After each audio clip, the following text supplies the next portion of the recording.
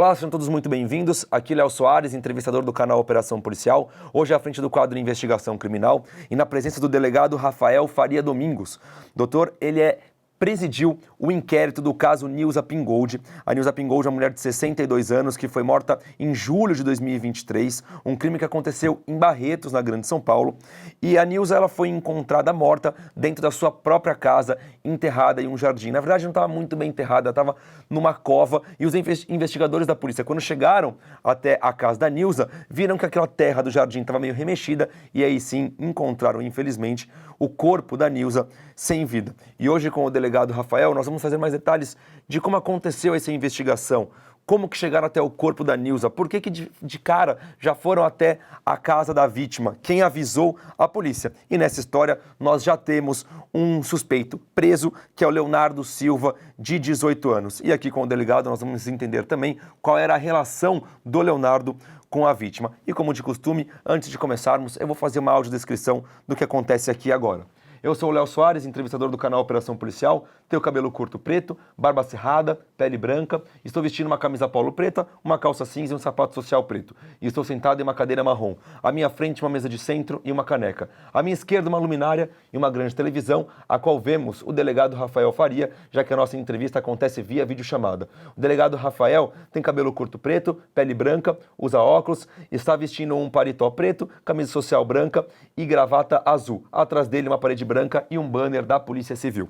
Doutor, seja muito bem-vindo ao nosso canal, é um prazer conversar contigo. Eu sempre gosto bastante de conversar com os delegados que atuam na investigação do caso, na linha de frente dos casos que acontecem, esses casos, principalmente esses daqui de grande repercussão. Então, eu vou pedir para você explicar para a gente o que acontece com a Nilza em julho de 2023, como que a polícia atua nesse caso e como que esse caso chega até você. Seja muito bem-vindo. Obrigado, Léo. É um prazer falar com vocês, esclarecer algumas circunstâncias desse caso. Esse caso chegou ao nosso conhecimento. Inicialmente, nós estávamos nas nossas atividades rotineiras na Delegacia de Investigações Gerais, no dia 1º de agosto de 2023, e ali chegou uma senhora, amiga da Nilza, amiga da família da Nilza, nos informando que a Nilza não fazia contato com ninguém há cerca de uma semana. Num primeiro momento, nós imaginávamos que ela pudesse ter tido um mal súbito, alguma coisa do tipo. E, diante disso, um investigador de polícia se dirigiu até a residência da Nilza com essa pessoa. Ao chegar na residência, ele não foi atendido por ninguém, ele teve que pular um muro, e ele notou imediatamente que havia um jardim na entrada da casa e que uma parte da terra desse jardim estava remexida. E quando ele começou a remexer essa terra, ele viu um braço de uma pessoa ali enterrada. Diante disso, ele nos comunicou essa circunstância. Nós nos dirigimos imediatamente com outros policiais até a casa da Nilza, acionamos a perícia, acionamos o corpo de bombeiros para fazer o trabalho de remoção depois da perícia, e constatamos ali que havia, portanto, um local de uma morte de uma mulher, inicialmente tratando isso como homicídio, mas ao longo da investigação nós chegamos à conclusão de que se tratava efetivamente de um latrocínio. Então foi assim que essa ocorrência começou, assim que esse caso começou. Com essa procura de uma amiga da Nilza à delegacia, que resultou na ida dos policiais até lá e na descoberta desse corpo. E aí, doutor, a partir da descoberta do corpo, quais são os passos que a polícia dá para, de fato, trazer respostas para esse crime? Após a descoberta do corpo, iniciou-se o trabalho pericial. Nós já visualizamos durante o trabalho pericial que na casa havia o corredor de acesso a um quarto, onde a vítima teria sido possivelmente morta, porque ali havia um baú com panos dentro, com um sinal de vômito, com um sinal de sangue. Achamos algumas roupas ali, então, no primeiro momento, nós chegamos a uma conclusão de que, possivelmente, a morte dela se deu nesse quarto e depois o corpo teria sido arrastado para a parte externa da casa, para o jardim da casa, onde foi enterrado. Nesse quarto também havia alguns resquícios de sangue, uma luva sintética. Então, nesse primeiro momento, nós estabelecemos que a morte dela ocorreu neste local, trabalhando juntamente com os peritos. Continuamos a efetuar diligências na casa, era uma casa muito grande, uma casa boa, um sobrado, na verdade, né? Havia um pavimento superior, e começamos a fazer diligências pela casa, começamos a entrevistar alguns vizinhos. Um dos vizinhos, no momento, nos disse que havia visualizado um rapaz na parte exterior da casa, alguns dias antes da nossa chegada, e esse rapaz estava com uma mala e dizia que era sobrinho da vítima, mas isso, no primeiro momento, não chamou a atenção dele, ele não relatou isso a ninguém, não chamou a polícia. E aí, para nossa surpresa, quando nós ingressamos na sala da residência, nós vimos que havia uma televisão ligada, e essa televisão mostrava imagens de câmeras de segurança da casa. Rapidamente, nós verificamos que havia 3 câmeras ainda ligadas na casa e havia um aparelho de DVR, um aparelho que grava as imagens da residência, e começamos ali no local mesmo a analisar essas imagens. Analisamos essas imagens e vimos que, por pelo menos uma semana, a única pessoa que esteve na casa foi a Nilza e um rapaz alto, magro, que depois veio a se descobrir que se tratava do investigado, do Leonardo. A partir dessas imagens, nós começamos a fazer algumas pesquisas em bancos de dados da Polícia Civil, começamos a manter contatos com policiais de outras cidades e conseguimos confirmar que aquela pessoa que estava retratada nas imagens se tratava do Leonardo, morador até então da cidade mineira de Planura, que é uma cidade que fica a cerca de 50, 60 quilômetros de Barretos, né? E que já tinha, inclusive, sido apreendido durante a adolescência pela prática de um roubo a uma casa de uma mulher idosa. Neste desdobramento, ainda no mesmo dia do crime, nós nos dirigimos até a delegacia e, efetuando pesquisas em bancos de dados, conversando com informantes, nós conseguimos descobrir algumas pessoas que tinham relação com o Leonardo. Essas pessoas foram identificadas, convidadas a comparecer à delegacia e já foram ouvidas ainda na noite posterior à descoberta do corpo. Essas pessoas relataram que o Leonardo havia lhes dito que ele havia matado uma mulher, inclusive pedido ajuda para enterrar essa mulher, oferecendo a eles cerca de 15 a 20 mil reais. Então, essas oitivas foram reduzidas a termo, foram colocadas no papel, para ser mais claro, né? Também durante essas oitivas se apurou que o Leonardo procurou uma dessas testemunhas e a ameaçou de morte, inclusive exibindo uma arma de fogo, depois que ele soube que o corpo foi descoberto, dizendo, se você for a polícia, se você contar para alguém, eu te mato, né? Então, com base em todas essas circunstâncias que foram apuradas pelos policiais civis de Barretos, todos os policiais civis de Barretos se uniram para fazer essa apuração, investigadores, escrivães, delegados. Nós, ainda naquela madrugada, na madrugada do crime, na madrugada posterior ao crime, nós se apresentamos ao Poder Judiciário pela prisão temporária do Leonardo, já entendendo que ele havia praticado este crime. Essa prisão foi apreciada no dia seguinte, o mandado de prisão saiu no final da tarde do dia seguinte. Naquela tarde nós fizemos algumas diligências, não conseguimos localizar o Leonardo, e aí, na manhã seguinte, nós nos dirigimos até a cidade de Planura, com o apoio de todos os policiais civis de Barretos, da Polícia Militar de Planura. Fomos até a residência que a mãe do Leonardo residia na zona rural, uma fazenda, que ela trabalhava nessa fazenda. Não localizamos o Leonardo inicialmente, e durante as diligências recebemos a informação de que ele estava num posto de combustíveis na cidade de Planura, na cidade de Frutal, que dista aí cerca de 30 a 40 quilômetros de Planura. Nós nos dirigimos até esse posto de combustíveis e ali localizamos o Leonardo e fizemos a prisão dele. No momento da prisão do Leonardo, ele estava na posse de uma motocicleta. Essa motocicleta já havia sido comprada pelo Leonardo com o dinheiro que existia em uma das contas bancárias da Nilza. Ele estava na posse do celular da Nilza, ele estava na posse dos documentos da Nilza e de algumas joias. Inclusive, ele carregava algumas malas e dentro dessas malas haviam objetos pessoais da Nilza, o que, em nossa opinião, caracterizou de forma muito clara o crime de latrocínio.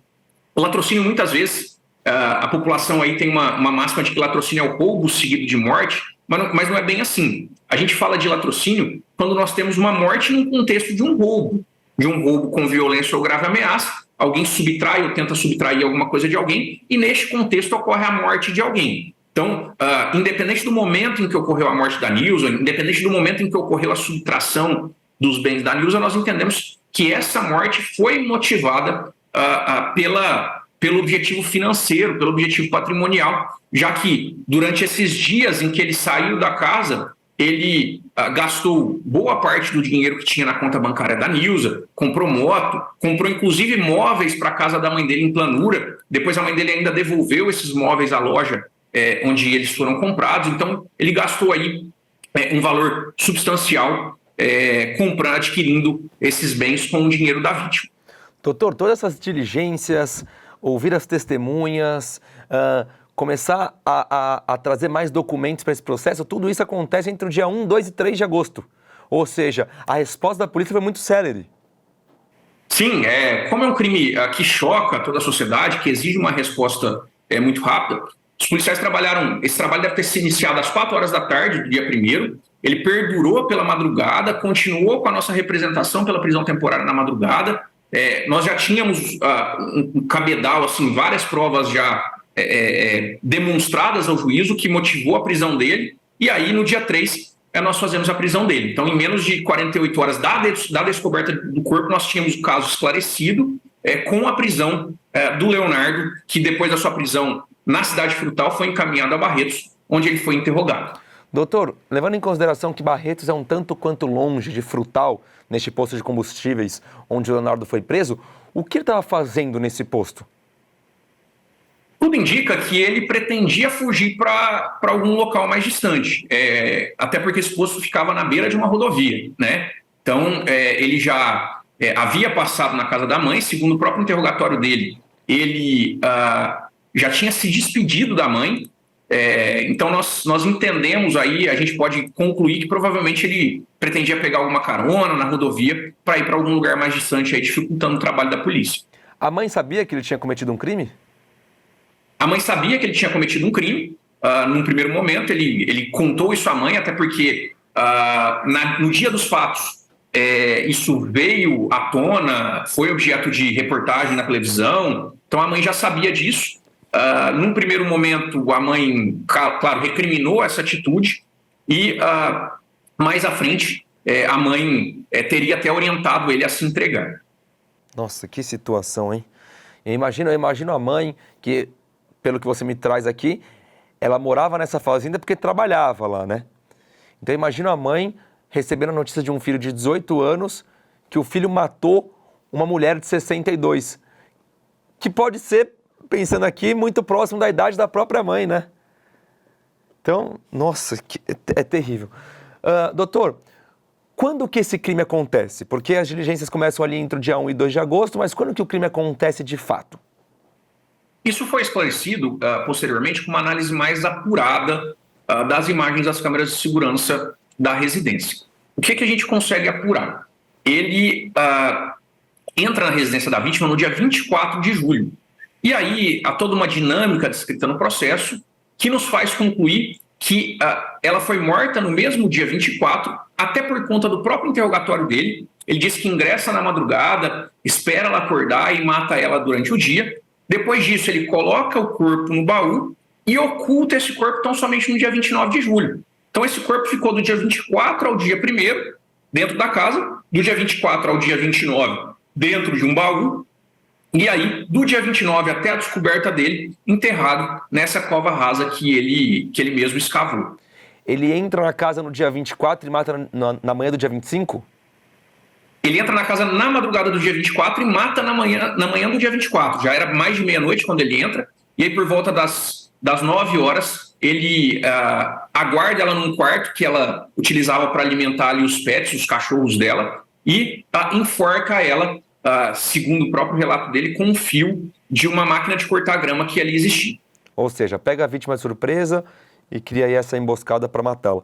E, doutor, a entrada na casa dela era fácil? Ele invade a casa, era muro? Como é que era? Como que funcionava essa dinâmica? Era um muro alto com cerca elétrica, mas essa cerca aparentemente não estava funcionando. Ele ingressa de uma forma muito fácil, ele era bastante alto, ele é um sujeito aí de quase 2 metros de altura, magro, ágil. Então ele sobe esse muro, pula para dentro do jardim. O acesso a esse quarto dos fundos, normalmente a vítima deixava estrancado. Então ele entra de uma forma muito fácil e de uma forma que a vítima possivelmente não percebia, porque segundo o próprio relato dele, da convivência anterior com a vítima ingeria alguns medicamentos para dormir e tinha um sono muito pesado. Ou seja, o Leonardo já tinha informações tanto da casa da Nilza quanto de quem era a Nilza. E por que, doutor? Como que ele conheceu a Nilza? De onde vieram essas informações? Por que a Nilza? Essa história começa lá em 2021. Em 2021, a Nilza frequentava a fazenda que a mãe do Leonardo trabalhava. É uma fazenda de pessoas da cidade de Barretos, então ela tinha algum vínculo com essas pessoas, frequentava essa fazenda e conhece ali a mãe do Leonardo e o próprio Leonardo. Em 2021, a Nilza chama o Leonardo para morar na casa dela e para trabalhar ali como um empregado doméstico, como um faxineiro. Isso não dura muito tempo, porque, segundo o próprio Leonardo, a Nilza disse a ele que ele era uma pessoa irresponsável e acaba mandando ele embora de volta para casa. Em maio deste ano, a vítima, a Nilza, teria entrado em contato com o Leonardo novamente, dizendo que estava doente e pedindo para que o Leonardo fosse até Barretos para ajudar a cuidar dela. A gente não sabe exatamente que doença era essa, se ela efetivamente estava doente. O Leonardo vai até a casa da Nilza e aí, segundo o próprio relato dele, a partir de agora, ele toca o interfone da casa, não é atendido. Isso gera nele um ódio, porque ela não atendeu, ele mandou mensagem, tentou ligar e não foi atendido. E para vir para Barretos, segundo ele acabou se demitindo de um emprego que ele tinha um lava-jato em Planura. Então ele larga toda uma vida lá, vem para Barretos, e aí essa vítima não recebe. Isso teria nutrido nele um ódio muito grande. E a partir daí, de maio, ele começa a planejar a morte da Nilza, segundo ele. E volta em julho, já com todo esse plano na cabeça, e efetivamente executa a vítima dessa maneira como nós contamos, com um fio elétrico, e depois oculta o cadáver dela. Importante dizer que inclusive, depois que ele mata a vítima, ele convida uma amiga da cidade de Planura para vir até Barretos, com o intuito de que ela o ajudasse a ocultar o corpo. Quando essa amiga chega em Barretos, ela se assusta e vai embora. Então, efetivamente, daquilo que foi apurado durante o inquérito, tanto a morte quanto a ocultação de cadáver são feitas tão somente pelo Leonardo. Esse era um questionamento. Se em algum momento vocês levantaram suspeitas de que o Leonardo teve alguma ajuda? Não. Na verdade, até no começo da investigação, a gente levantou algumas suspeitas de que ele teria tido a ajuda de uma outra pessoa, inclusive daquelas que foram testemunhas a quem foram oferecidas quantias para auxiliar nesse sentido, mas toda a análise das câmeras de segurança, toda a análise do contexto, a oitiva de testemunhas nos indicam que ele efetivamente praticou esse crime sozinho. Doutor, uma vez que você me trouxe a informação de que havia sangue em um dos cômodos da casa, e isso foi super importante, inclusive, no decorrer das investigações, esse sangue era proveniente do quê? Eu te questiono isso porque você me disse que ela morreu asfixiada por um fio de cortador de grama, certo? De uma máquina de cortar grama. Esse sangue é proveniente do quê? De uma luta corporal, de um arranhão, de um corte? Léo, isso ainda não foi esclarecido, até porque o inquérito já foi relatado, porque nós tínhamos prazo em relação à prisão temporária do Leonardo, mas ainda há alguns elementos a serem esclarecidos. Nós temos uma audiência judicial no dia 15/12 já, mas até lá há alguns elementos a serem esclarecidos, né? Um dos elementos a serem esclarecidos é se não houve algum tipo de tortura contra a vítima antes da morte dela. Porque, aparentemente, como o corpo estava num avançado estado de decomposição, a perícia necroscópica ficou bastante prejudicada, de modo que, aparentemente, ela não tinha lesões corporais a não ser as lesões do próprio enforcamento. Todavia, nós ainda aguardamos a chegada de alguns laudos periciais para tentar verificar se houve algum tipo de tortura, algum tipo de lesão corporal, algum tipo de luta corporal antes da morte da vítima. Um dos objetos que foram apreendidos com o Leonardo, na cidade de Planura, foi um cartão em que estavam anotados anotadas todas as senhas bancárias da vítima. E aí nós esperamos uma perícia até para verificar se essa letra no cartão de visita é da Nilza ou pode ser de uma terceira pessoa, até mesmo do Leonardo. Porque há a possibilidade de que o Leonardo tenha torturado a vítima para que a vítima fornecesse as senhas de acesso aos aplicativos bancários, tá? Mas essa é uma tese que existe, que ainda não foi confirmada porque demanda esses laudos grafotécnicos, esses laudos periciais que vão nos indicar se isso pode efetivamente ter ocorrido. Inclusive, essa é uma informação muito importante, né, doutor Rafael? Porque, de fato, com a análise desse laudo grafotécnico, a gente consegue saber se foi a Nilza quem escreveu essas senhas, e aí a polícia vai ter que descobrir se ela escreveu a mando do Leonardo ou se ela já tinha isso escrito justamente porque não decorava, enfim, eu queria ter isso em algum lugar, porque se de fato ela passou por uma sessão de tortura, a gente consegue, inclusive, aumentar um agravante aí no crime, não conseguimos? Sem dúvida, né? Essa tortura prévia no latrocínio, ela pode servir como causa, como uma circunstância que aumenta a pena quando o juiz for, claro, se condenar o Leonardo, fazer a dosimetria da pena. Então é uma circunstância importante que pode influenciar na aplicação de eventual pena ao Leonardo, caso ele seja condenado. Doutor, voltando um pouquinho, esse rapaz que foi visto por um vizinho na frente da casa da Nilza, lá no final de julho, era realmente o Leonardo, então? Era o Leonardo, ele estava com algumas malas, né? Porque a dinâmica é mais ou menos assim, se me permite descrever. Ele entra na casa no dia 24, e aí ele teria matado a vítima pouco depois das 9h20 da manhã, porque às 9h20 da manhã a vítima ainda é vista na casa pelas câmeras de segurança. Depois do dia 24 pela manhã, a Nilza não é mais vista. Já depois do almoço do dia 24, ele sai da casa, ele vai embora e retorna à noite trazendo uma mochila e uma bolsa de viagem. E aí, só no dia 26, havia uma câmera que focava exatamente no local em que ele enterrou o corpo. Ele corta o fio dessa câmera e há uma imagem que demonstra isso de forma muito clara. Então, do dia 24, ele mata, sai e retorna à noite. No dia 26, ele corta o fio da câmera e possivelmente ele começa a escavar essa cova. No dia 28, ele aparece com um baú, provavelmente arrastando esse baú do quarto em que ela foi morto até as proximidades da cova. E aí, o que nós temos depois disso é uma imagem. No dia 29, nós não temos a saída do Leonardo da casa, possivelmente a câmera não pegou essa saída. E aí, no dia 29, ele retorna à residência sozinho, momento em que ele é visto pela manhã, no comecinho da manhã, coisa de 6 horas da manhã, arrastando o baú para as proximidades da cova. Nós não temos a dinâmica dele enterrando o corpo, retirando o corpo do baú, porque ele corta a câmera que retrataria essa dinâmica. Ainda no dia 29, ele lava ali a garagem, lava as proximidades da cova, de uma forma muito tranquila, inclusive, e deixa a casa da vítima para não voltar mais. E doutor, nesse entra e sai, nesse vai e volta dele da casa, quando ele sai da residência, já nesses dias que ele está praticando o crime, ele vai para onde? Ele vai gastar o dinheiro da Nilza, vai fazer compra de celular no shopping, vai fazer compra de roupa no shopping, compra moto, mas ele também aluga um apartamento na cidade de Barretos. E ele paga o aluguel desse apartamento adiantado. E aí, no dia que sai o mandado de prisão, nós temos um relacionamento muito bom entre as polícias aqui. Nós comunicamos à Polícia Militar do recebimento desse mandado de prisão. E a Polícia Militar recebe uma informação proveniente de um motorista de aplicativo que tinha transportado o Leonardo até esse apartamento. A Polícia Militar vai até esse apartamento. O apartamento está vazio. No entanto, há diversos objetos no apartamento, inclusive alguns objetos da Nilza, a mala que ele havia comprado, algumas bolsas, algumas roupas que ele tinha comprado em uma loja de departamentos do shopping, né? E aí nós fazemos a apreensão de todos esses objetos para, mais uma vez, demonstrar o objetivo financeiro, o objetivo patrimonial por parte do Leonardo. Vocês fazem essa apreensão dos objetos sem ele estar na casa?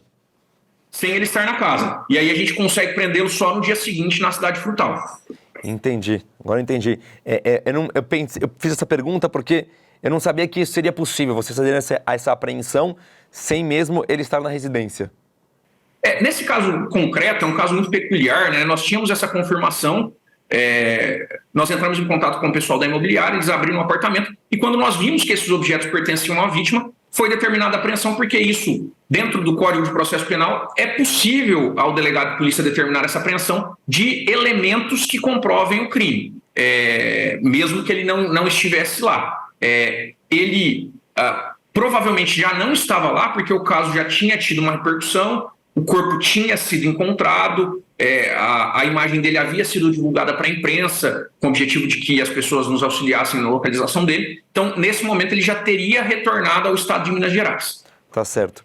E doutor, pelo que o Leonardo responderá, levando em consideração que não houve a tortura, que a gente levantou essa hipótese agora há pouco, mas com o crime que nós temos até agora, ocultação de cadáver, homicídio, latrocínio, ele vai responder a quê? Em relação à tortura, para o latrocínio, não muda nada, para o crime, né? Ela vai mudar na aplicação da pena. Então, tendo tortura ou não, ele vai responder pelo latrocínio, em razão dessa morte ocorrida num contexto de roubo, e ele vai responder também pela ocultação de cadáver. A ocultação de cadáver prevê pena de reclusão de 1 a 3 anos, o latrocínio prevê uma pena máxima de até 30 anos. Então, é um dos crimes aí com a punição mais severa do nosso Código Penal. Pena mínima de 20, pena máxima de 30 anos. Certo. Quando ele cava ali a cova para colocar o corpo da Nilza, doutor, ele utiliza quais ferramentas? Eu estou te perguntando isso porque vários casos chegam aqui no canal e o algoz que cometeu o crime, ele abre uma cova, ele usa pá, usa cimento, usa cal, joga ácido, enfim, utiliza de diversas ferramentas, diversos produtos para, de fato, desaparecer com aquele corpo, ou com aquele corpo entra num estado de decomposição mais rápido. O que ele utiliza nesse caso, doutor? Nesse caso, ele começa a escavar tão somente com uma pequena pá de jardim que havia ali, o cabo dessa pá quebra. Durante esses dias, como essa pá quebrou, ele liga numa loja de material de construção, pede uma nova pá e pede ainda cimento e cal, exatamente com esse intuito de que o corpo se decomponha de forma mais rápida. Então ele compra esse material, ele compra uma pá nova, acaba de escavar e ao final ele joga sobre o corpo da Nilza cimento e cal, com esse objetivo de que o corpo se decomponha mais rápido. Doutor, e os familiares da Nilza? A Nilza tinha uma filha com quem ela tinha pouca convivência. Ela foi casada com um indivíduo estrangeiro, era viúva, desde então morava sozinha. E na cidade de Barretos ela tinha tão somente essa filha e alguns parentes que surgiram ali no decorrer da investigação. Mas ela vivia uma vida bastante solitária, ela morava sozinha há muito tempo. Ou seja, em nenhum momento alguma informação importante inicial chega através de familiares? Não. A informação inicial foi através dessa amiga que efetivamente sentiu a falta dela há cerca de uma semana. Certo. Doutor, a defesa provavelmente vai entrar aí com um pedido de inimputabilidade do Leonardo, alguns laudos de sanidade mental. Você acha que isso seria possível? E eu te questiono isso por conta da sua expertise, ou na sua opinião realmente o Leonardo, ele sabia 100% o que ele estava fazendo, sabia das consequências dos seus atos e sabia o motivo de estar praticando aquele crime? Léo, é importante ressaltar que na nossa legislação, para que um sujeito responda por um crime como inimputável e receba lá a medida de segurança, a internação ou tratamento ambulatorial, ele precisa, além de ter uma insanidade mental, que o Código Penal chama até de forma bastante ultrapassada como doença mental, além dele ter essa doença mental tem que levá-lo a não compreender a ilicitude do feito dele, que não me parece aqui. Não sou médico, não sou perito, mas até pode ser que o Leonardo seja diagnosticado com algum tipo de transtorno mental, mas daí, para se chegar a uma conclusão de que ele não sabia a ilicitude do feito, é um espaço bastante grande. Então, particularmente, aí falando como alguém que presidiu um inquérito, alguém que é professor de direito penal, dando uma opinião mais especialista do que de policial, eu acredito que não seja o caso de aplicação de reconhecimento de inimputabilidade. Até porque, quando ele foi preso, ele se revelava bastante consciente dos fatos, confessou esses fatos de forma bastante espontânea. Quando ele se deparou com os repórteres na frente da delegacia, chegando na delegacia, ele confessa os fatos novamente. No final, do interrogatório dele, quando ele vai ser removido à cadeia, ele confessa mais uma vez, e aí nós temos aquela entrevista marcante em que ele fala que matou por diversão. Então me parece uma pessoa bastante consciente daquilo que fez, até porque depois da morte sabia manusear aplicativo, fez compras, alugou apartamento. Então, a despeito de talvez ele ser diagnosticado com algum tipo de transtorno, não basta tão somente que ele tenha um transtorno para ser reconhecido como inimputável. Um médico legista tem que atestar um perito oficial tem que atestar que ele não tinha conhecimento, não compreendia a ilicitude do feito. Certo. Delegado, mais alguma coisa que não trouxemos aqui na nossa entrevista? Algum outro ponto importante que você quer colocar? Eu acho que é basicamente isso.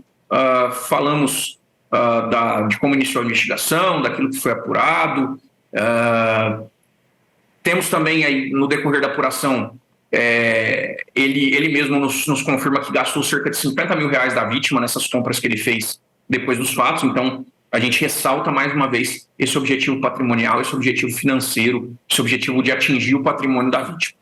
Ou seja, de fato, temos aqui um crime de latrocínio e muito mais, né, doutor? A gente podemos levar em consideração que ele sabia que a Nilza tinha um capital guardado, né? Sim, até pelo próprio padrão de vida dela, pela residência em que ela morava, era bastante visível de que ela tinha uma condição financeira boa e deveria ter alguma coisa guardada em banco, algum tipo de patrimônio. Essa casa era uma casa de bairro, assim, não ficava dentro de condomínio, nada disso, era uma casa de bairro comum. Não, era uma casa de bairro, até porque Barretos é uma cidade que tem alguns condomínios, mas não há assim, uma tradição em condomínios, é uma casa de bairro, mas uma casa mais antiga, mas uma casa muito boa, muito espaçosa, um terreno bastante grande, um sobrado com móveis bastante bonitos, inclusive, né? Então uma casa que chamava atenção, inclusive naquele bairro em específico. Como a relação da Nilza e do Leonardo já é um pouco mais antiga, desde 2021, não houve nenhum relato de agressão, ameaça por parte da Nilza contra o Leonardo? Não, nunca houve esse tipo de relato anterior. Certo. Doutor Leonardo já foi denunciado? Já foi denunciado, já apresentou a resposta à acusação, que é a defesa, e a audiência já está marcada agora para o dia 15/12, audiência de instrução e julgamento. Nessa audiência serão ouvidas as testemunhas, será interrogado o Leonardo, inclusive nós, policiais que atuamos na investigação, seremos ouvidos nessa audiência, aí, através do contraditório da ampla defesa, com pergunta do Ministério Público e da Defesa, né? E aí, em seguida, o rito abre prazo para apresentação das chamadas alegações finais, se não houver nenhuma prova para ser produzida, e depois isso já parte para a sentença do juiz. Maravilha. Doutor Rafael, muito obrigado pela sua participação, foi um prazer conversar contigo, e nosso canal aqui está de portas abertas, eu tenho certeza que a gente vai voltar a conversar aí, trazendo outros casos para o nosso público. Muito obrigado. Prazer foi meu e estamos à disposição. Gente, hoje eu conversei com o delegado Rafael Faria Domingos, delegado responsável pelo caso Nilza Pingold. A Nilza foi morta no final de julho de 2023, um caso que aconteceu em Barretos, São Paulo. Ela foi morta asfixiada, como muito bem o delegado trouxe pra gente aqui, com um fio de um cortador de grama. E nesse caso nós já temos aí o principal suspeito, que já é acusado, que é o Leonardo Silva, de 18 anos, possivelmente o autor desse crime. A Nilza tinha 62 anos à época dos fatos. Leonardo Silva já foi denunciado e muito em breve aí veremos um tribunal do júri e esperaremos, obviamente, uma condenação desse rapaz muito jovem de apenas 18 anos. Muito obrigado à participação de todos. Vou parabenizar aqui o trabalho da polícia, que foi muito célere nesse assunto, muito célere nesse caso. O Leonardo teve o pedido de prisão temporário expedido no dia 2 de agosto e no dia 3 de agosto, um dia após esse pedido de prisão, já foi preso e segue preso desde então. Muito obrigado pela participação de vocês. Eu fico por aqui e vejo vocês na próxima semana com mais uma investigação criminal. Um abraço, até a próxima. Tchau, tchau.